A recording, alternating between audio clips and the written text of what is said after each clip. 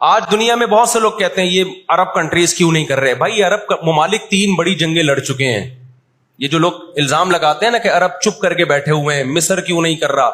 مصر کی سرحد ملتی ہے اسرائیل سے, شام کی سرحد ملتی ہے, اردن اور لبنان کی سرحد ملتی ہے. یہ سارے ملک 3 بڑی جنگیں لڑ چکے ہیں اسرائیل کے خلاف, لیکن فتح کس کو ہوئی ہے؟ اسرائیل کو. کیوں؟ اس کے پیچھے کون تھا؟ اس کے پیچھے امریکہ تھا. تو آپ اپنے ملکوں کو برا بلا کہہ کے اس سے کچھ بھی حاصل ہونے والا نہیں ہے, اس سے ان کا وجود بھی ختم ہو جائے گا. 3 بڑی جنگیں ہو چکی ہیں, تمام عرب کنٹریز مل کے اسرائیل پہ حملہ کرتے ہیں, لیکن اس کے نتیجے میں نقصان کیا ہوا؟ یونائٹڈ نیشن نے جو لکیر کھینچی تھی نا یہودیوں کے لیے, یہودی اس لکیر کو کراس کر کے آگے بڑھ گیا اور 80% فلسطین پہ یہودی نے قبضہ کر لیا. اور یہ غزہ کی پٹی جو آج ہے اور جس کو ویسٹ بینک کہا جاتا ہے, اس غزہ کی پٹی پہ مصر کا قبضہ ہو گیا جو ایسٹ میں ہے, اور ویسٹ بینک پہ اردن کا قبضہ ہو گیا. 20% علاقہ میں سے آدھا اردن کے پاس اور آدھے سے کچھ کم مصر کے پاس چلا گیا. باقی 80% کس کے پاس آ گیا؟ اسرائیل کے پاس. پھر 1967 میں بہت بڑی وار ہوئی. یہ میں ان لوگوں کو بتا رہا ہوں جو ہر وقت اسلامی حکومتیں جو رہی صحیح رہ گئی ہیں نا, ہر وقت ان کو برا بلا کہتے رہتے ہیں یہ کچھ نہیں کر رہے, یہ عرب کچھ نہیں کر رہے. یہ 3 جنگیں لڑ چکے ہیں. جب تک تمہارا باپ پیچھے کھڑا ہوا ہے نا امریکہ, اس وقت تک یہ مسئلہ حل نہیں ہو سکتا. پیچھے وہ کھڑا ہوا ہے. 1967 میں یہ تمام کنٹریز جو بھی اسرائیل کو گھیرے ہوئے ہیں, یہ سب مل کے پلان بناتے ہیں, عرب متحد ہوتے ہیں کہ اسرائیل کو ایک ہی دفعہ میں صفحہ ہستی سے مٹانا ہے. اسرائیل کی خفیہ ایجنسیاں اتنی ہوشیار, اتنی متحرک کہ پہلے اطلاع مل جاتی ہے, اور مصر کے جہاز جو بمبارمنٹ کے لیے جانے تھے, اسرائیل پہ حملہ کرنا تھا, وہ کھڑے کھڑے بہت سارے جہاز ایئرپورٹ پہ اسرائیل تباہ کر دیتا ہے. وہ بہت بڑی پلاننگ سے آیا ہے بھائی.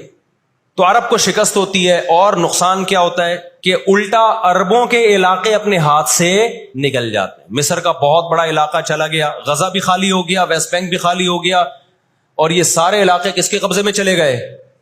یہود کے. شام کے علاقوں پہ بھی یہود کا قبضہ, مصر کے علاقوں پہ بھی.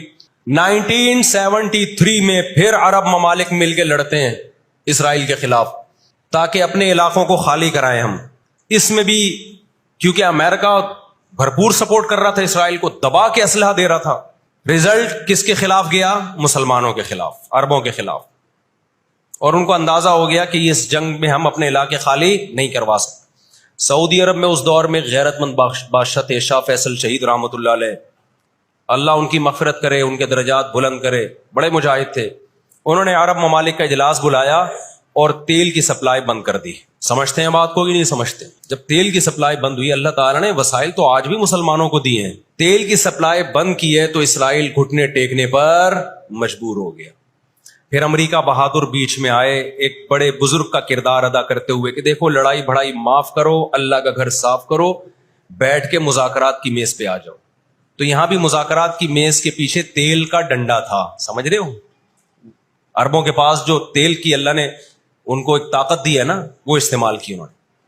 لیکن لڑائی معاف کرنے میں بھی بہت سارے گیم کھیل گیا. وہ طے یہ ہوا کہ جی جو عربوں کے علاقوں پر اسرائیل نے قبضہ کیا ہے مصر اور شام پہ, وہ اسرائیل واپس کرے گا. ٹھیک ہے, ہم آپ کے علاقے واپس کر رہے ہیں, لیکن مصر کو اسرائیل کو تسلیم کرنا پڑے گا. یہ بہت بڑی مسٹیک ہوئی. کس سے؟